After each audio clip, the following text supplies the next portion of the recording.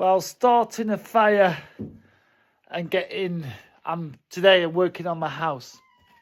But I've been told to talk about timelines quickly and God's plan. Because lots of people are using me being here in Hungary as an excuse to clear their conscience because they didn't help me or because they didn't believe me, and saying everything's meant to be. Well, that everything's meant to be and everything happens because it's meant to be is an excuse. Because the truth is God's plan. God gave us free choice in the beginning, yeah? So he's very flexible and adaptable.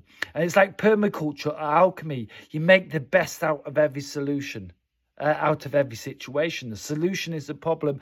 And out of every situation, there's a different solution. So whatever you decide, whatever you choose, whatever happens, yeah, if you send your daughter to live with me and pay with me, but then you don't because it's too expensive, it doesn't matter because I just jump timelines. God just jumps timelines. As you change the butterfly effect, for every decision you make, the timeline changes. This is getting deep, yeah, but it's only a short message.